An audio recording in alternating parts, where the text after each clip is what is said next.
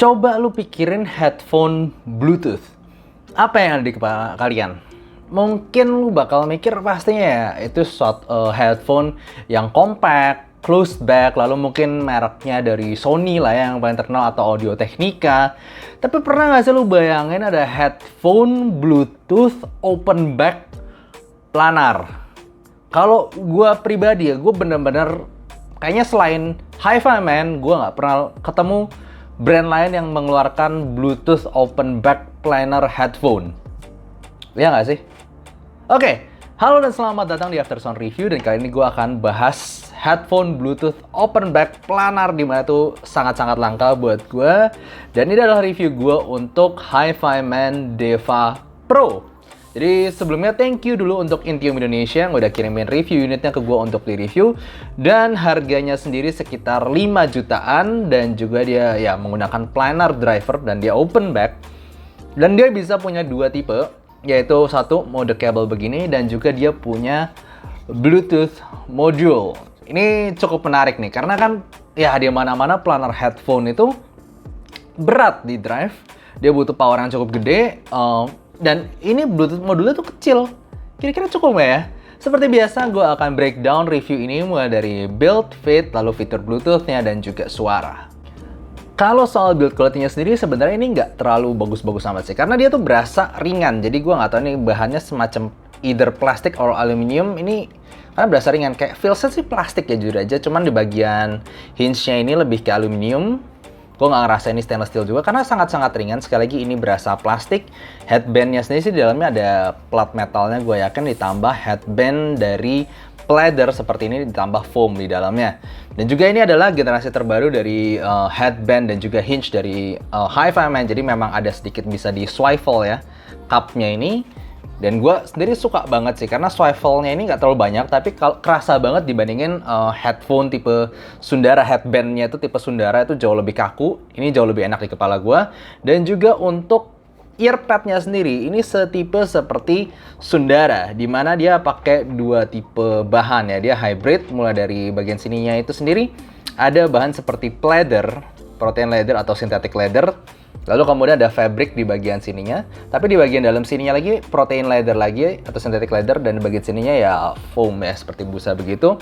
Lalu dia ada dua konektor.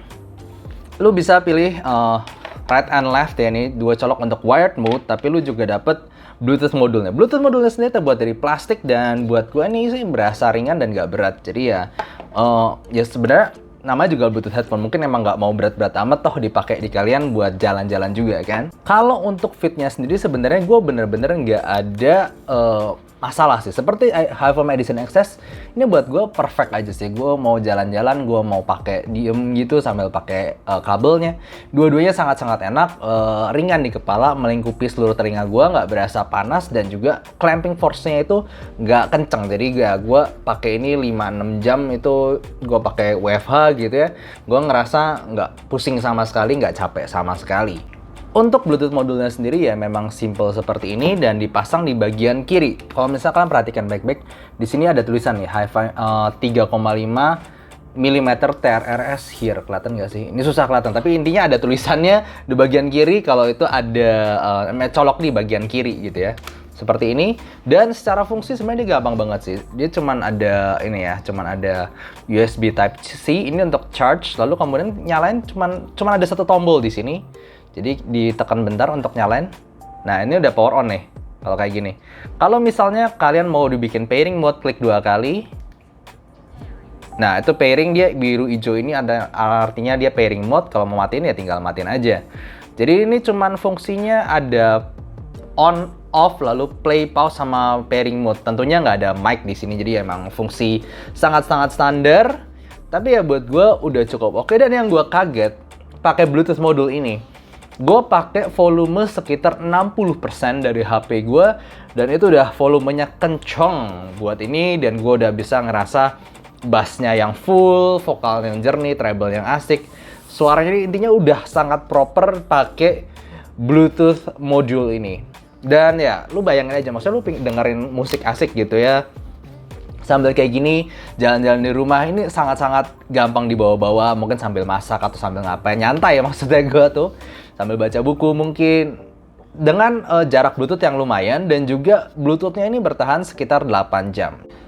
Untuk suara dari HiFi Man Deva Pro ini, gue sendiri tentunya pakai dua tipe ya. Satu pakai Bluetooth device-nya ini, Bluetooth modulnya, dan juga gue pakai mode kabelnya. Dan ini perbedaan yang gue rasa, at least kalau gue pakai kabel itu entah pakai source gue di iBasso DX160 ataupun melalui iFi ZenDeck Air, ini lebih berasa netral somehow. Jadi buat gue sih Bluetooth-nya ini cukup warm karena berasa terutama di area bass-nya itu cukup lebih gebuk dibandingkan dua tadi. Depth-nya sama-sama aja sebenarnya, cuman gebuknya itu lebih berasa ketika justru waktu gue pakai Bluetooth modul ini. Dan menggunakan Bluetooth modul ini gue cuman pakai volume sekitar 60% di pakai DAP ataupun HP. Jadi ya ini emang cukup powerful.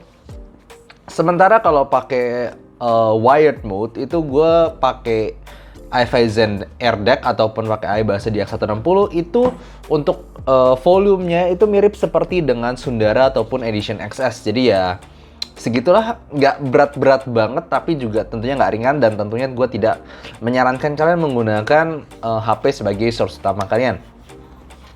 Nah, di sini gue akan lebih bahas tentang gimana suara kalau pakai wired, karena dengan Bluetooth ini buat gue somehow sedikit mengurangi resolusinya dan juga detailnya dan tidak bersih, tapi buat gue sih lebih fun. Jadi ini lebih cocok untuk buat jalan-jalan yang mungkin sampai kalian puter-puter rumah atau gimana. Ini lebih ya simply jauh lebih fleksibel aja. Lu pakai ini nggak perlu pakai kabel segala macem. Nah, kalau misalnya pakai source gue yang lain, pakai wired mode, ini buat gue suaranya tuh kalian bayangin Sundara. Sundara kan gue udah bilang itu seperti headphone neutral yang beneran bagus, bening, detail di harganya. Nah, ini kan harganya sebenarnya mirip-mirip banget sama Sundara. Ini ada sedikit kemiripan dengan Sundara di bagian overall sound signature-nya, tonalitasnya tuh gue masih kategorikan somehow lumayan neutral. Cuman ini seperti Sundara yang di-warmin dikit. Jadi vokalnya sedikit lebih tebal, sedikit lebih empuk teksturnya, bassnya juga lebih tebal dikit. Cuman secara detail dan beningnya itu jelas berkurang, dan juga teknik atas berkurang secara imaging ataupun secara clarity. Ya ini di bawahnya Sundara. Jadi bayangin kayak Sundara yang dibikin lebih anget dikit, tapi lebih butek. Mungkin itu sedikit gambarannya, tapi nevertheless gue tetap menganggap ini sebagai suara yang mantep.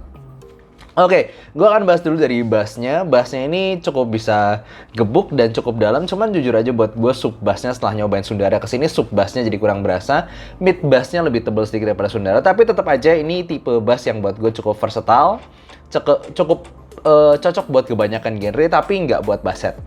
Gue cukup percaya kalau bass set masih lebih pilih bass yang lebih gendut lagi dibandingin ini. Tapi buat gue pribadi, gue bukan bass set, gue lebih suka suara yang neutral. Ini masih tetap bass yang gue kasih lagu apa aja. Tetap enjoy, punchy, cukup cepet, dan secara detail bass juga bagus. Dan kemudian untuk mid range ini sedikit gue bilang neutral, warm-ish sedikit ya. Dan dia itu tetap cocok buat berbagai jenis lagu, mau lu vokal cowok ataupun vokal cewek, itu masih dapat sweetness-nya, detailnya juga dapat, balance-nya dapat, nggak pernah terlalu tebel, nggak pernah terlalu tipis, cuman memang tidak sebening Sundara. Terus akan gua omong kalau misalnya dibandingin Sundara, gimana? Karena gimana pun harganya tuh mirip banget sama Sundara, guys. Karena dia kan harga sekitar 4,9 jutaan, 4,8, 4,9, sementara Sundara cuman 5,2, bedanya 200-300 ribuan doang. Jadi ya semoga ini menjadi faktor pembeda yang cukup oke buat kalian. Dan kemudian treble-nya sendiri itu berasa extension dikurangin dari Sundara, tapi ini lebih berasa smooth dan forgiving. Maksudnya ketika gue dengerin Sundara itu berapa kali pun tetap dia jujur, netral dengan sangat baik. Tapi kalau dengerin lagu-lagu yang cukup kasar rekamannya, kayak lagu-lagu jadul, contohnya Phil Collins yang Son of Man, ataupun Two Worlds gitu, ataupun gue denger lagu Chrisye yang Setia, itu kan rekamannya jelas berasa rekaman jadul, atau Club Project gitu ya. Di sini lebih forgiving, lebih bisa mungkin di-enjoy sama banyak orang, lebih tidak berasa kelemahan dari rekaman lagu-lagunya itu. Tapi tetap masih cukup berasa, ada beberapa kali kalau misalnya rekamnya tajam banget ya, di sini tetap berasa cukup tajam.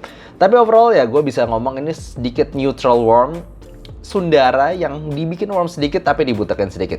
Setelah itu secara teknikalitas dia cuma punya luas dan juga depth yang bagus. Jadi kanan kiri ataupun atas bawah itu sendiri dia punya 3D staging yang bagus dan detail. Cuman gue ngerasa ini seperti sekali lagi mirip Sundara yang disempitin dikit aja.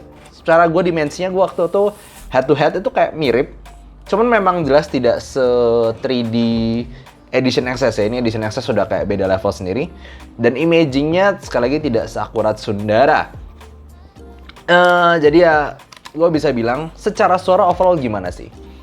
Jadi gue ngomong Sundara itu sangat-sangat bagus. Gue masih menjadikan benchmark rasanya Sundara untuk headphone harga 5 juta. Karena itu bening, detail, tonalnya bagus, segala macam cakep. Cuman memang secara build quality dia masih di belakangnya bukan build quality, sorry, comfort. Secara kenyamanan jelas dia ada di bawahnya si Deva Pro ini karena hinge-nya nggak bisa digoyang-goyangin, lalu kemudian masih headbandnya terbagi atas 2 part dan ditambah lagi dia berasa lebih kaku overall build-nya dan juga kabel lebih kaku. Nah, Deva Pro ini menawarkan sesuatu yang lebih berbeda dibandingkan dengan Sundara, yaitu suara dan juga desain yang lebih fleksibel. Mulai dari headband, cuman 1 part begini, lalu kemudian hinge-nya yang bisa digoyang-goyangin. Tambah lagi dia, dia pakai Bluetooth module. Dan juga suara kabelnya walaupun wired mode, itu tetap berasa kabelnya lebih fleksibel, lebih lentur dibandingkan dengan Sundara. Jadinya, tapi dia itu juga punya mid bass yang berasa lebih tebal dikit. Jadinya, buat gue pribadi sebenarnya ini adalah kayak hi-fi man yang sangat-sangat worth di harganya. Maksudnya lu dapet kenyamanan, dapet suara, dapet aman, detail, clarity tetap dapet. Tambah lagi dengan Bluetooth, gue bisa bilang ini lebih versatile dibandingkan Sundara, terutama dengan Bluetooth module dan juga overall desainnya. Cuman memang secara kebeningan dan detail itu kalah dari Sundara. Jadi gue yakin kalau lu punya budget 5 juta, lu harus pilih di antara itu. Lu mau kenyamanan dan fleksibilitas penggunaan atau pure suara gitu. Kalau gue sendiri pure suara ya tetap pilih pegang Sundara. Cuman Sundara nggak punya Bluetooth, kabelnya lebih kaku dan bla bla bla bla bla bla. Deva Pro ini tetap bisa bersaing karena faktor-faktor selain suaranya tadi yang buat gue pribadi lebih nyaman dibandingkan Sundara. So overall buat gitu aja untuk review Deva Pro ini tetap salah headphone Bluetooth terbaik mungkin yang gue bisa bandingin 5 juta ya. Maksudnya dibandingin dengan Sony, this is definitely better dengan secara detail, apalagi open back segala macam ya. Gitu aja untuk review kali ini dan semoga kalian suka. Dan kalau kalian suka jangan lupa kasih like dan subscribe dan see you next time. Bye bye. Kalau kalian tertarik dengan seputar kehidupan gue yang lebih nyantai tentang audio, bisa follow Instagram gue dari description. Dan juga rank list IM gue juga gue taruh di description. Dan selanjutnya gue juga berbagi ilmu tentang audio di playlist Soundblog berikut. Dan jangan lupa untuk saksikan live gue setiap hari Jumat jam 9 malam. See you next time.